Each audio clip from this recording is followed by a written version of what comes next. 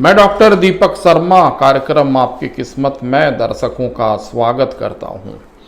कार्यक्रम आपकी किस्मत और यूट्यूब चैनल के माध्यम से दर्शकों को ज्योतिष शास्त्र, वास्तुशास्त्र, ग्रह नक्षत्रों से संबंधित विभिन्न पहलुओं की जानकारी हम समय समय पर आपको प्रदान करते आ रहे हैं। आप हमारे कार्यक्रम आपकी किस्मत डॉक्टर दीपक शर्मा को देखते रहिए और आप हमें जरूर सब्सक्राइब भी कीजिए, आप हमें लाइक भी कीजिए और आप हमारे व्हाट्सएप नंबर पर सीधी हमसे बात भी कर सकते हैं। आज दर्शकों को पर्व एवं त्योहारों के क्रम में आज हम एक महत्वपूर्ण पर्व के विषय में जानकारी प्रदान करेंगे। करवा चौथ एक महत्वपूर्ण पर्व है जो कि सौभाग्यवती महिलाएं यानी सुहागन महिलाओं के द्वारा मनाया जाता है। कार्तिक कृष्ण पक्ष की चतुर्थी को पड़ने वाला ये पर्व सुहागिन महिलाओं के द्वारा व्रत के रूप में किया जाता है। अपने पति की लंबी आयु की कामना के उद्देश्य से इस व्रत को महिलाएं करती हैं। यह व्रत निर्जला रखा जाता है और महिलाएं जो हैं वो पूरे दिन जल को भी ग्रहण नहीं करती हैं।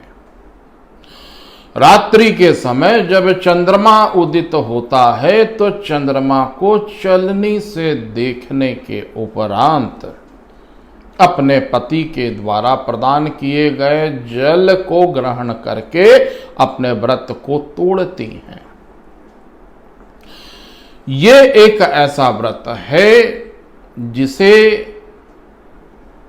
सौभाग्यवती महिलाएं यानी सुहागिन महिलाओं के द्वारा किया जाता है और अपने अखंड सौभाग्य की कामना के उद्देश्य से महिलाएं सुहाग की सामग्रियों को लेकर के पूजा अर्चना करती हैं। मिट्टी के करवा में जल, कच्चे दूध को रखा जाता है और सुहाग की समस्त सामग्रियों को इस व्रत की पूजा अर्चना में शामिल किया जाता है।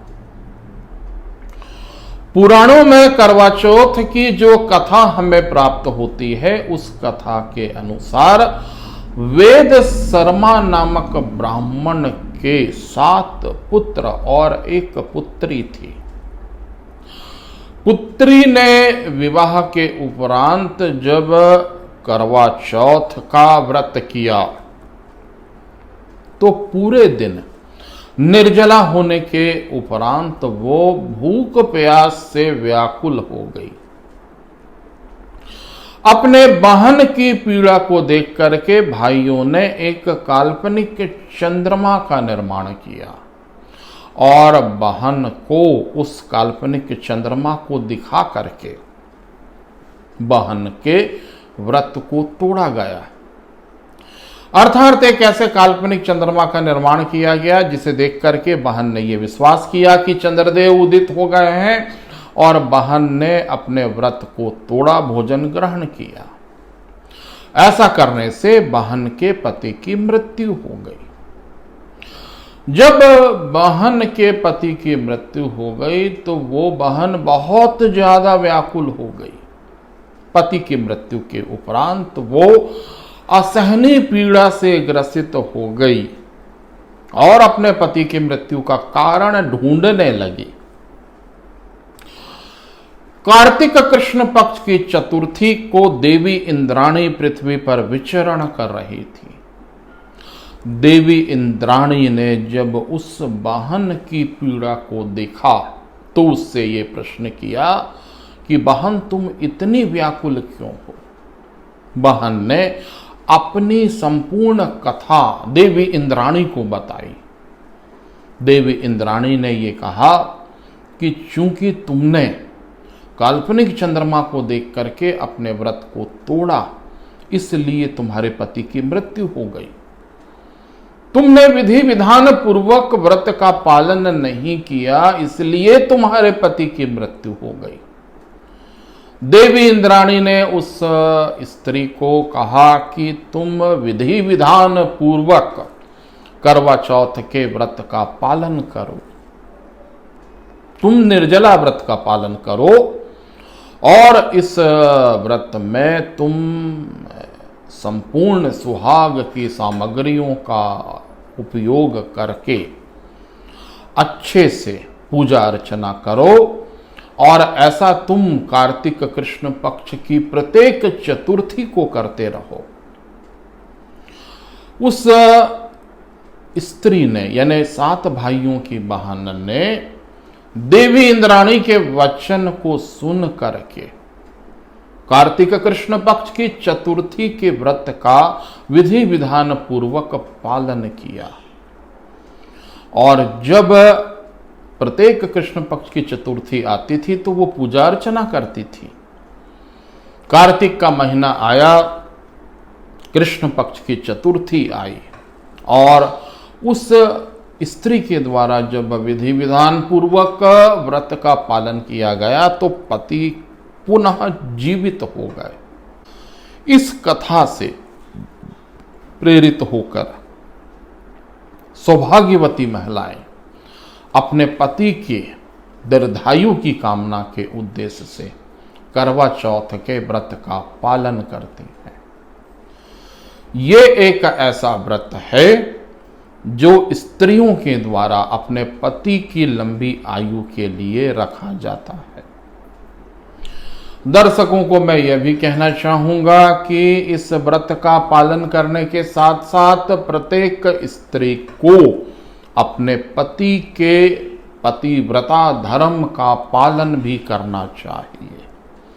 केवल कार्तिक कृष्ण पक्ष की चतुर्थी को ही व्रत रखने से ही नहीं बल्कि प्रत्येक दिन आपको अपने पति की सेवा और अपने पति के सेवा को करते करते पुण्य को प्राप्त करने का प्रयास करना चाहिए। ऐसी स्त्रियां जो अपने पति की सेवा करती हैं, अपने पति के मार्ग का अनुसरण करती हैं, उनके घर में सुख समृद्धि का आगमन होता है। अपने पति की उपेक्षा करने वाले स्त्रियों के घर में कलह और दुर्भाग्य का आगमन होता है। इसलिए पति की सेवा न केवल करवा चौथ यानी कार्तिक कृष्ण पक्ष की चतुर्थी बल्कि प्रत्येक दिन और संपूर्ण जीवन पर्यंत स्त्री को पति की सेवा में अर्पित कर देना चाहिए। यदि हम राशियों की बात करें तो मेष राशि की स्त्रियों को इस दिन अपने पूजन सामग्री में नारंगी रंग के सिंदूर का उपयोग करना चाहिए। वृषभ राशियों की स्त्रियों को चांदी के पात्र का उपयोग जरूर करना चाहिए। मिथुन राशि की स्त्रियों को इस दिन हरे रंग की या हरे मिश्रित रंग की साड़ी का उपयोग करना चाहिए। जो कर्क राशि की स्त्रियां हैं उन्हें दुग्ध पदार्थों का उपयोग इस पूजा में जरूर करना चाहिए। सिंह राशि की स्त्रियों को लाल रंग के वस्त्रों का उपयोग इस पूजा अर्चना में जरूर करना चाहिए। कन्या राशि की स्त्रियों को हरे अथवा हरे मिश्रित रंग की सामग्री का उपयोग जरूर करना चाहिए। तुला राशि की स्त्रियों को सुगंधित पदार्थों का इस पूजा में जरूर उपयोग करना चाहिए। वृश्चिक राशि की स्त्रियों को नारंगी अथवा नारंगी मिश्रित रंगों का उपयोग इस करवा चौथ की पूजा में जरूर करना चाहिए। धनु राशि की स्त्रियों को पीले रंग से संबंधित सामग्रियों का उपयोग इस पूजा में जरूर करना चाहिए। मकर और कुंभ राशि की स्त्रियों को नीले आसमानी अथवा बैंगनी रंग से संबंधित सामग्रियों का उपयोग इस पूजा अर्चना में जरूर करना चाहिए। और मीन राशि की स्त्रियों को पीले अथवा पीले मिश्रित रंगों का उपयोग इस करवा चौथ की पूजा अर्चना में जरूर करना चाहिए। आने वाले समय में ऐसे ही महत्वपूर्ण पर्व एवं त्योहारों की जानकारी मैं डॉक्टर दीपक शर्मा आपको प्रदान करते रहूंगा। आप हमारे कार्यक्रम आपकी किस्मत डॉक्टर दीपक शर्मा को सब्सक्राइब करते रहिए और अगले प्रसारण, अगली रोचक चर्चा तक के लिए मुझे इजाजत दीजिए। नमस्कार।